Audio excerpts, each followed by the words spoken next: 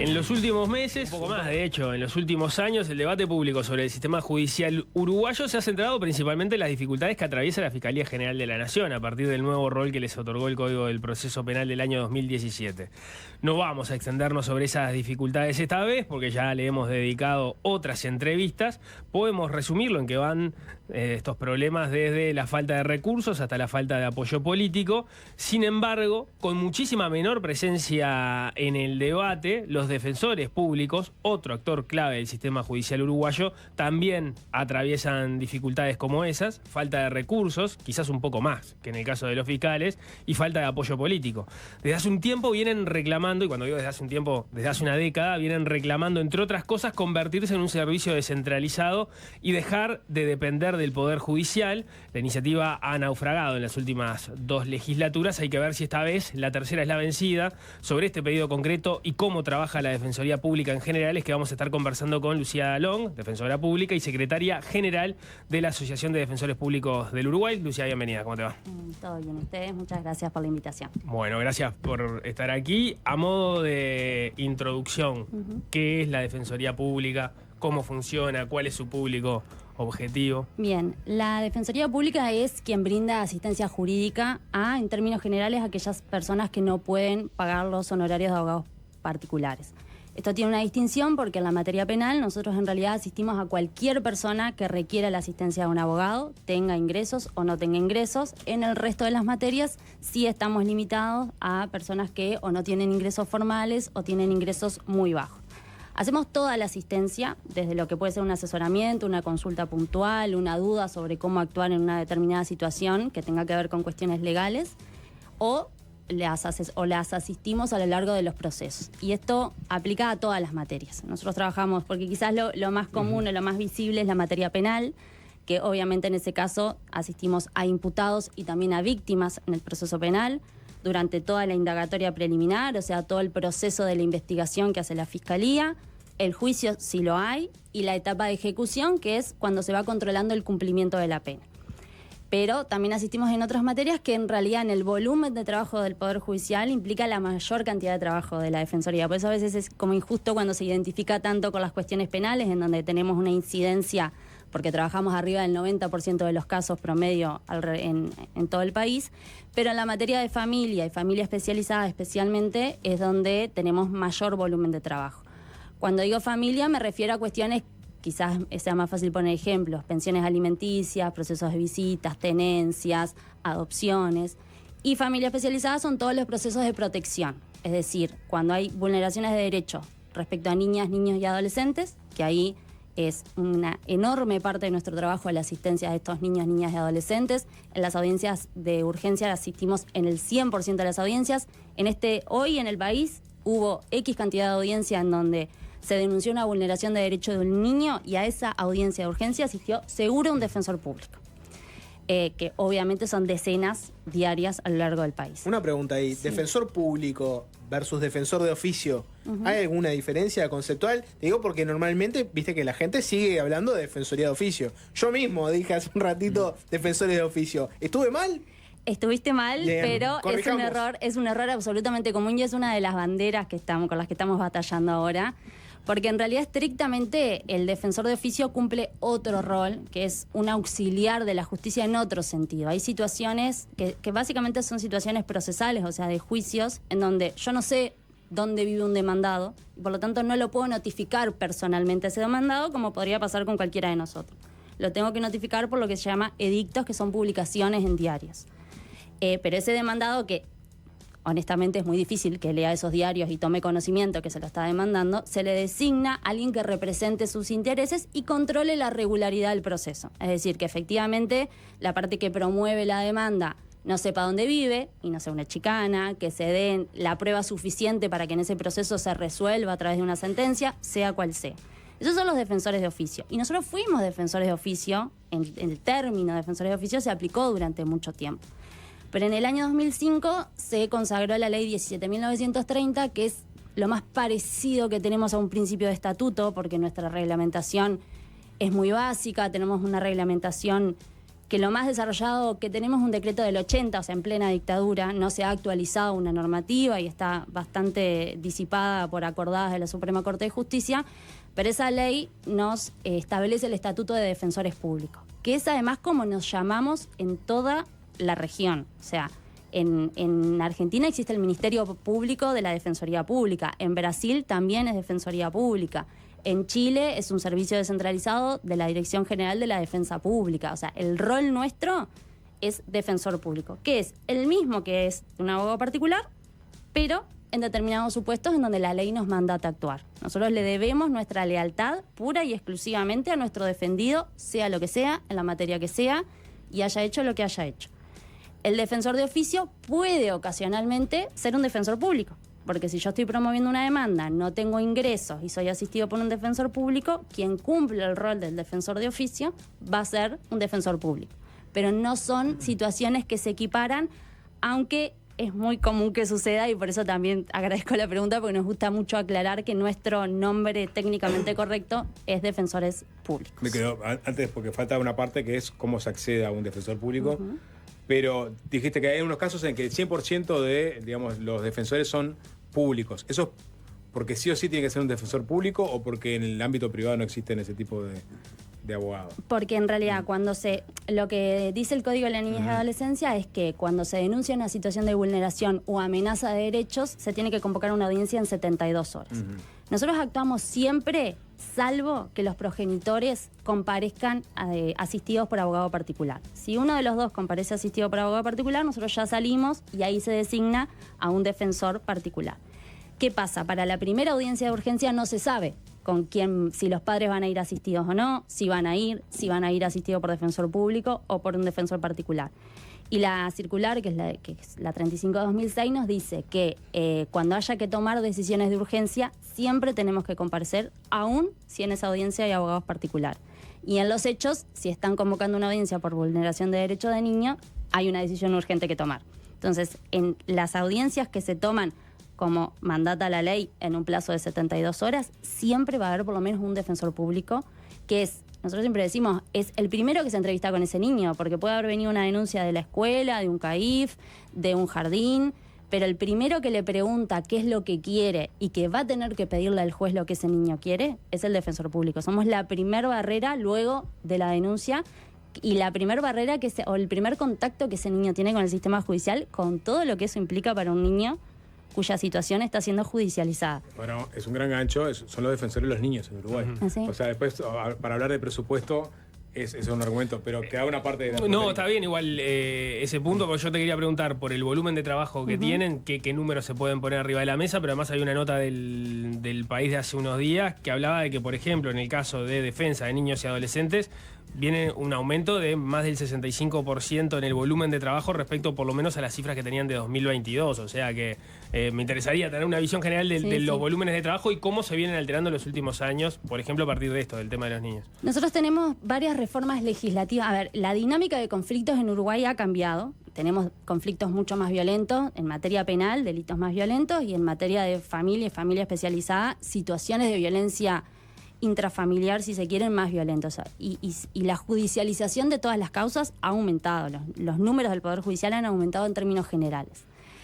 Hay materias particularmente en donde nosotros lo hemos visto. En materia, por ejemplo, de ejecución en el proceso penal, o sea, el seguimiento del cumplimiento de las sentencias, en Montevideo de un año para el otro el trabajo aumentó un 187%, con la misma cantidad de defensores.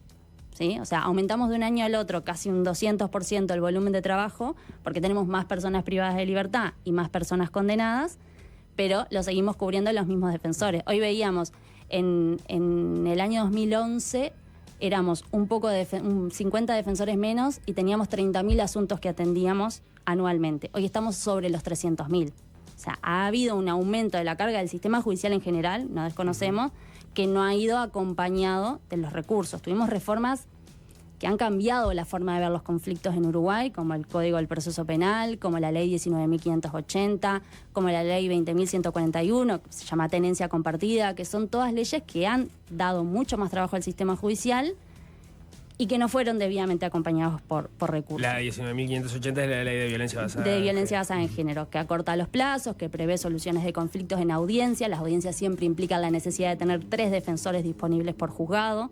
Nosotros hace un par de años hicimos una denuncia que en Montevideo no se estaba cubriendo la defensa de denunciados porque no había personas físicas que pudieran hacerlo. Ya no estamos hablando ni de cantidad de trabajo, ni... Yo tenía 2 defensores por juzgado y necesitaba 3.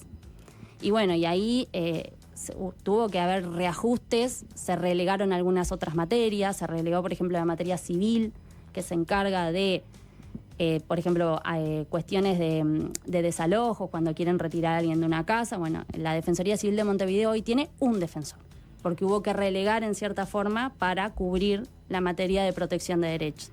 Lo mismo con la Defensoría Laboral, que resuelven un montón de conflictos de personas que obviamente quedaron sin trabajo y difícilmente puedan acceder a pagar los honorarios de un abogado particular, que le llevaron a la mitad la cantidad de defensores porque también había que cubrir lo que era un denunciado que quizás se estaba yendo a la casa con una tobillera sin ver a un abogado, por ponerlo bien gráfico y bien linealmente. Y eso son movidas que se fueron haciendo porque no hay recursos para hacerlo de otra forma. Pero una pregunta ahí de ignorancia, ¿no?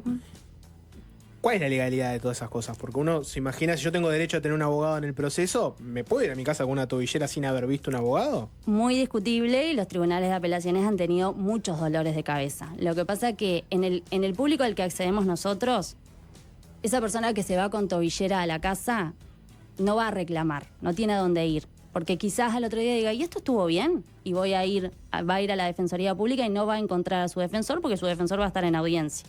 No va a tener a alguien que lo pueda asesorar debidamente, seguramente en la mayoría del país, no quiero decir en todos los casos, pero nosotros pasamos en audiencia, nos buscan en la Defensoría y no nos encuentran. Vos decís que no va a tener ni siquiera alguien que le diga, esto lo deberías haber tenido. En era algún tu caso derecho. sí y en algún caso no, porque acá estas situaciones suceden con gente que no tiene ingreso y que no tiene un lugar a donde ir a quejarse, ¿verdad? Que eso Claro. es lo que muchas veces pasa. Nosotros a veces intentamos ser esa voz y hacemos esos reclamos cuando hemos tenido alguna situación. Esto de denunciado sin abogado lo denunciamos nosotros y ahí la Corte tuvo que tomar medidas, porque son personas que no tienen recursos culturales para quejarse, porque entienden que la vida los ha atropellado toda la vida y que bueno, es algo más que le pasa y que ni siquiera saben que tienen derecho a acceder y que ese proceso puede eventualmente, en función de las circunstancias, ser nulo y por lo tanto esa resolución no ser legítima. Se entiende. ¿Ahí no entra el de oficio? No, No. porque el de oficio entra cuando alguien le puede pagar el honorario.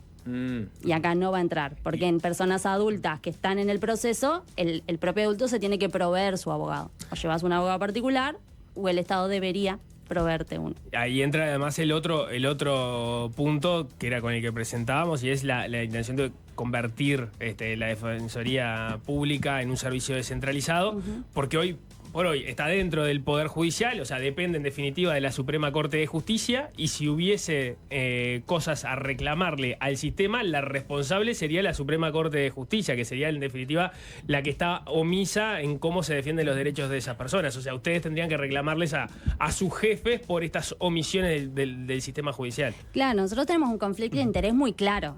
Nosotros litigamos, el grueso de nuestro trabajo es litigación, o sea, la actuación en audiencias, en juicio. Litigamos contra personas que hasta hace 2 años, si un defensor público quería concursar, porque nuestra única carrera de ascenso es del interior a Montevideo, teníamos que presentar cartas de jueces que validaran que nosotros hacíamos un buen trabajo. Imagínate yo queriendo concursar, pidiéndole a un juez que diga que yo hago un buen trabajo y le apelo todas las resoluciones que él dicta en los diferentes procesos. Eran situaciones muy incómodas. Sí, y ahora que además el juez es más o menos el juez, antes el juez que además era el que llevaba adelante la investigación, Ni que por lo menos hablar. en lo penal, era peor todavía. Ni que hablar. Generaba situaciones muy incómodas. Y esto fue un reclamo que la asociación hizo y que por suerte lo recogieron y sacaron ese requisito para poder ascender. Pero igualmente, más tarde o más temprano, un juez es quien termina decidiendo si yo puedo ascender, si a mí me van a trasladar, si la Defensoría, si yo necesito en mi oficina más o menos recursos para poder cubrir el servicio. Son funciones incompatibles. El Poder Judicial tiene otra función que es jurisdiccional. Juzgar y hacer ejecutar lo juzgado. Nosotros defendemos intereses particulares y hemos tenido problemas con esto también, que a la Corte le ha costado entender que nosotros no somos protectores de la justicia. Yo no busco en mi trabajo que se haga justicia, yo busco que los intereses de mi patrocinado sean defendidos en juicio. Y a veces tengo que defender intereses que no me gustan y con los que no estoy de acuerdo. Pero ese es mi trabajo, para eso el Estado me paga y yo tengo que hacer lo mejor que pueda. Pero perdón, en el origen, el legislador, ¿qué argumentos utilizó para pegarlos a jueces y defensores públicos? No hay un argumento, desde lo ontológico no hay un argumento, es muy a la uruguaya. Quedó y pasó durante décadas y nadie se planteó este problema. La asociación igual desde el año 2005 viene planteando este problema. En el año 2016, quienes eran directivos en aquel momento, es un trabajo de varias comisiones directivas, elaboraron un proyecto de ley que se toma como base de este que se presenta en el año 2022. Pero no hay una razón de ser de fondo, esto viene, o sea, de siglos atrás. No hay una razón, un motivo real por el cual esto tenga que estar así. Es la lógica. Digo, nosotros incluso hemos sido intimados internacionalmente por organismos internacionales que Uruguay tiene que dar solución a esto y tienen un plazo ahora el país para el 28 de julio para dar respuesta a los avances sobre la independencia de la defensa pública, porque el resto del continente se toma muy en serio la defensa que el Estado le da a las personas que no pueden pagar a un abogado. Uruguay no lo ha venido haciendo y esperamos que esto sea un momento histórico realmente para que eso se empiece a encarar como un problema de política pública, porque esto es un tema de política pública. Yo quiero que alguien que no puede pagar abogado acceda a la justicia o no. Si no quiero y el Estado está dispuesto a soportar eso, bien, quizás sea momento de blanquearlo. Perdón, la idea es hacer un servicio descentralizado. Eso requiere de más recursos porque se crea otra estructura por fuera de la actual.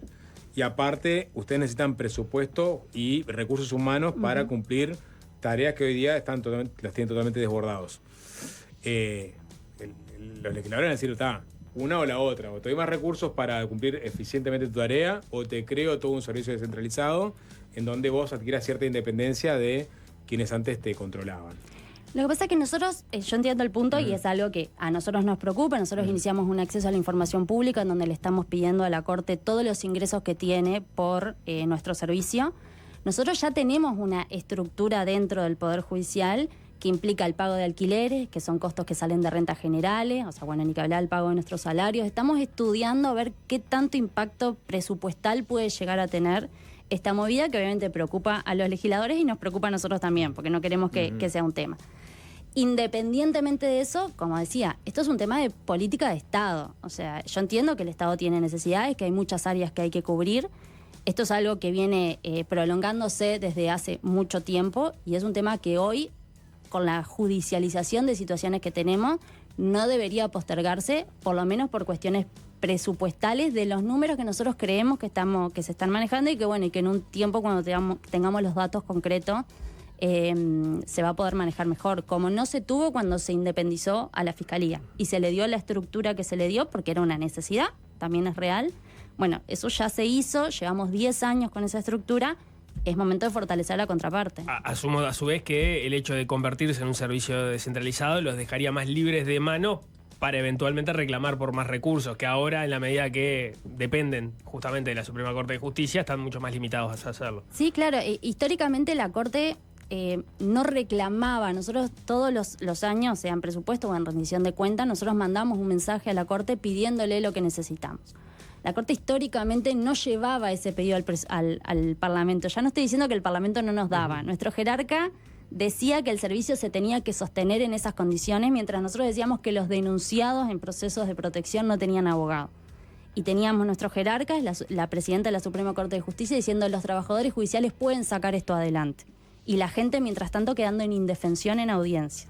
Entonces, de eso queremos salir nosotros. Nosotros necesitamos una estructura fuerte, necesitamos un jerarca que pueda tener voz, que pueda presentarse por sí mismo a reclamar. Y bueno, y después será una discusión, como todos los organismos, de hacia dónde va el dinero. Pero que tu jerarca, nosotros somos 317 defensores públicos en todo el país, cubriendo 250.000 causas en un año, que tu jerarca diga que el trabajador o la trabajadora es quien tiene que llevar adelante el sostén del servicio y ni siquiera reclame los rubros, y bueno, demuestra el interés que ha tenido la Suprema Corte de Justicia históricamente por nosotros, que ha sido nulo. Este año nos adelantaron que van a llevar el pedido después de mucho trabajar, y es Es justo decirlo que tenemos una apertura mucho más grande con las autoridades, pero que es coyuntural y que esto va a cambiar y nosotros no estamos dispuestos a seguir sosteniendo el servicio de esta forma. Nos quedan unos minutos más, algunas preguntas que tienen que ver con estos temas. Eso que te preguntaba Nico hace unos minutos, sobre el tema de la mayor demanda laboral que tienen ustedes ahora y bueno, la falta de recursos para cumplirla. Vos lo graficaste, hay gente que se va a la casa con una tobillera y ni vio un abogado. ¿Qué pasa con los juicios abreviados? Porque hay un debate que es interesante. Por un lado, claramente es un ahorro de recursos para todo el sistema y es la posibilidad también de dirimir problemas en la sociedad sin tener que ir a fondo con la judicialización. Eso puede ser compartible. Después están otros que en ese debate te dicen, ojo, porque acá hay un problema. Y es que en un sistema donde hay pocos recursos, donde hay pocos defensores públicos, donde los fiscales están sobrecargados, donde básicamente todo el que agarres en el sistema judicial te dice no doy abasto, está la posibilidad de que una persona inocente en algún momento diga, bueno, la verdad que si tengo que transitar todo esto, y bueno, capaz que es mejor ir a un juicio abreviado y bueno, no voy a fondo con mi postura y llego a un determinado arreglo que me convenga para no tener que tensionar más ese sistema. ¿Usted qué postura tienen con los juicios abreviados? A ver, el juicio abreviado es una necesidad del sistema, eso es así, no se sostiene un sistema acusatorio y adversarial sin esa herramienta.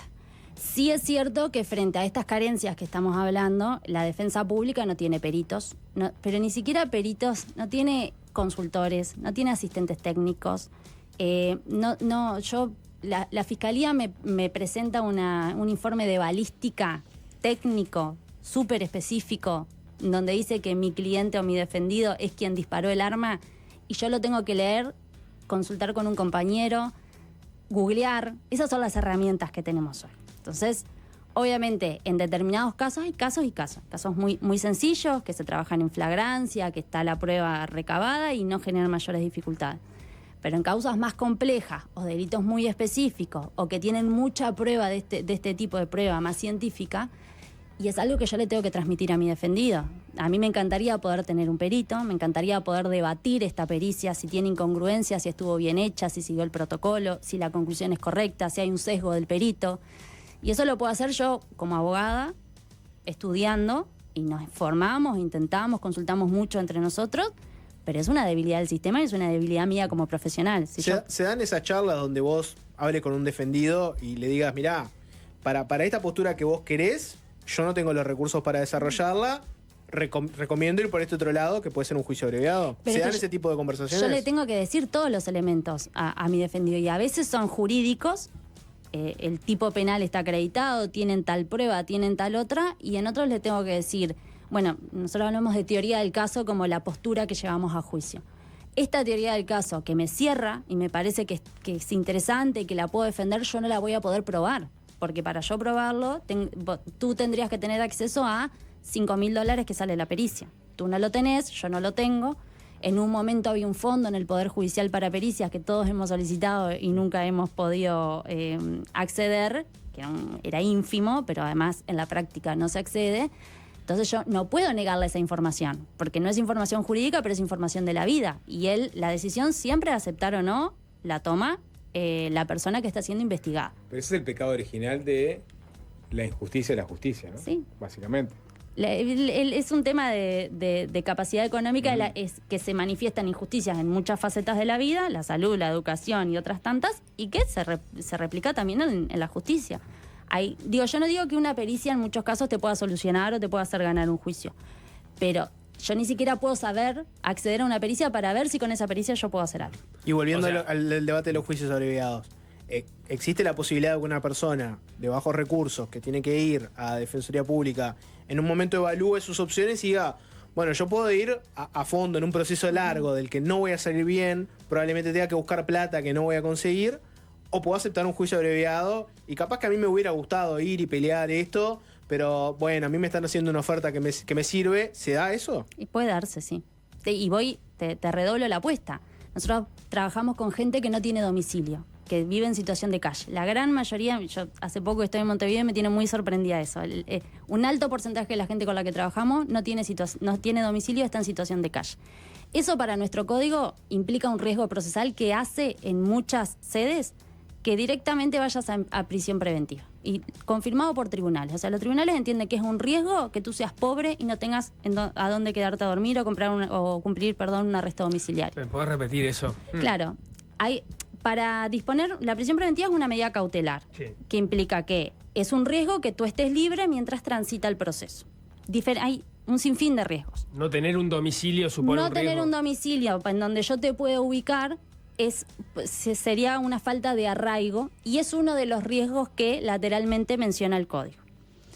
En el 2025 tenemos personas que están en situación de calle, que no tienen un domicilio para fijar y que por eso, y algún otro elemento, pero basado mucho en eso, terminan yendo presos por las dudas. No sabemos si sos culpable, porque tú no estás reconociendo tu responsabilidad y por eso vas a ir a juicio. No querés un abreviado y vas a ir a juicio. Pero como yo no sé si vivís ahí, no me convence. No me convence lo que dice tu abogada de que vas a ir a un refugio. No lo conozco a ese refugio. No sé si tu madre te va a aceptar en su casa. No estoy seguro. Anda preso, pensalo y después cuando venza la medida lo hablamos. Y hay situaciones en donde la persona que se está yendo privada de libertad cuando todavía no se ha hecho caer el estado de inocencia y que también incide en que la persona termine decidiendo si acepta o no acepta un acuerdo luego, por ejemplo. Ya estoy preso. O Me sea, acepta un acuerdo. o sea, las personas en situación de calle a veces se enfrentan a una situación en la cual o aceptás un juicio abreviado y seguís adelante, o peleás y vas a un juicio y te dicen, mira, si lo vas a pelear, lo peleás desde la cárcel. En muchos casos, no quiero ser injusta, como hay no es en todos los casos, pero en muchos casos se reducen a esas opciones. ¿El camino de ir a un servicio descentralizado podría mejorar en algo estos puntos que son presupuestales, pero también me imagino, no sé, cómo funciona la relación con el Instituto Técnico Forense, por ejemplo, que en algunos casos es quien presta las pericias para determinadas cuestiones? Sí, hay muchas cosas que son de gestión. Nosotros, por ejemplo, se podría trabajar interinstitucionalmente. Nosotros... Si yo tengo una persona y quiero ubicarlo en un refugio esa noche, las gestiones las hago yo, en realidad, mis compañeros que trabajan en Fiscalía, hacen las gestiones individualmente, o a veces necesitas gestionar una prestación, en el interior pasa mucho. Yo conozco a una trabajadora social del MIDES, le voy a preguntar cómo No hay organización interinstitucional. O sea, lo primero que tiene que hacer la Defensoría Pública, que presta un servicio a un determinado grupo muy específico, es tener vínculo con otras instituciones que trabajan con el mismo tipo de personas. No lo tenemos. ¿Por qué? Porque para la Corte no es una prioridad eso. Tenemos muchas cuestiones que son de gestión, que no son necesariamente de presupuesto, que también las tenemos, el Poder Judicial en general las tiene, pero hay muchas cuestiones que son de gestión, de priorizar el servicio. Y creemos que con un servicio descentralizado, estructurado en base además a un director o directora general, que va a tener respaldo, que vas a tener, en principio está fijado por un plazo de 5 años, que tiene otra capacidad de negociar, las situaciones de gestión se deberían dar distintas. Obviamente va a ser todo ensayo y error, pero seguro que siendo una repartición administrativa del Poder Judicial con una dirección general esencialmente removible y sin ningún tipo de autonomía presupuestal, de gestión o administrativa, bien no estamos. Una más por lo menos de mi parte. ¿Por qué, siendo que atienden la gran cantidad de casos que atienden, son un actor tan ausente en el debate público? Uno piensa en los abogados penalistas que atienden el 10% de los casos que atienden ustedes y sin embargo uno los ve todo el tiempo arriba de la mesa planteando distintos asuntos. La Defensoría Pública, o mejor dicho, los abogados, los integrantes de la Defensoría Pública forman parte de una manera muy reducida de estos debates, más allá de que creo que en los últimos años ha salido un poco más a la cancha. Sí, hemos salido como asociación a dar debates públicos de cuestiones que involucran a nuestros defendidos. A los defensores públicos nos ha costado mucho involucrarnos o hablar de los casos que trabajamos por dos cuestiones. Cuando recién se entra en vigencia el código, tuvimos situación de amenazas a compañeros porque fueron las primeras caras visibles. Hubo un primer caso que fue muy emblemático que implicó amenazas de muerte a una compañera y a su familia, y eso marcó mucho la cancha de los defensores penales, que quizás ahora hemos avanzado un poco más en el aprendizaje de entender que mi defendido hizo lo que hizo, pero yo tengo que defenderlo igual, pero en su momento marcó bastante. Y porque tenemos una reglamentación de la Corte que dice que nosotros no podemos hablar públicamente de otros organismos. Entonces, si yo hoy estoy acá como representante gremial y hablé de un montón de organismos, no voy a tener problemas. Porque pero si yo fuero como sindical. Exacto. como defensora pública quiero hablar, y lo tuve que hacer en un momento por un caso particular, de la gestión de INAU por algo, la gestión del MIDES o de los refugios del MIDES, yo no puedo hacerlo porque la Corte me puede sancionar por hacerlo. Entonces, en esto de tenemos poca reglamentación y la que tenemos no es muy proclive a nuestra expresión, más estos antecedentes que fueron bastante complicados, hace que siempre nos fuimos sintiendo cómodos en no estar expuestos a la opinión pública. De hace un par de años tuvimos un cambio de gestión desde la asociación y decimos que era importante visibilizar estas cosas. Y que era importante, ¿por qué? Porque nos habíamos trazado el objetivo de lograr el fortalecimiento de la defensa pública. Y en eso estamos. Pero y ahora salían con más vigor a la palestra, porque también entienden que desde el punto de vista político tienen chances de que se atiendan sus reclamos de esta descentralización y también presupuestalmente hablando. Y eso tiene que ver justamente con la sensibilidad que existe en el entorno político con respecto a las infancias en este momento. Sí, nosotros, este proyecto de ley, si bien fue presentado por la bancada del Frente Amplio con la cabeza del senador Charles Carrera en el 2022, fue trabajado en conjunto con la senadora Bianchi, que presentó por su lado también la descentralización del Instituto Técnico Forense. Nosotros comparecimos a comisión del Senado el mes pasado y todos los partidos políticos dan cuenta de que logran ver la importancia de que este proyecto salga a la luz y sobre todo el fortalecimiento de la Defensoría Pública en la figura jurídica que en este momento se está estudiando. Eso pareciera haber un consenso, sin perjuicio del tema presupuestal, que es lo que estamos estudiando.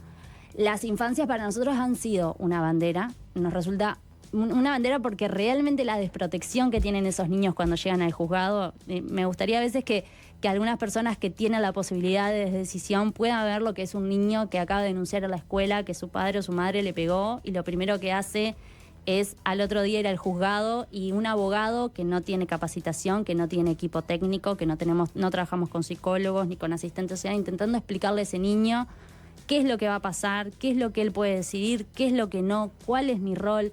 Esas son situaciones que hemos visibilizado y que de hecho la última atribución de presupuesto que nos dieron fue en el contexto de la aprobación de la ley de tenencia compartida, que lamentablemente los cargos no fueron todos a la materia de familia porque había otros baches urgentes para cubrir, pero visibilizando ese camino y dando cuenta realmente de la situación que tenemos con las infancias actualmente, creemos que ha sido importante también en esto de no ser asociado solamente a las defensas penales, porque el grueso de nuestro trabajo va por el lado de las infancias y de las víctimas y del sistema de protección del país, básicamente.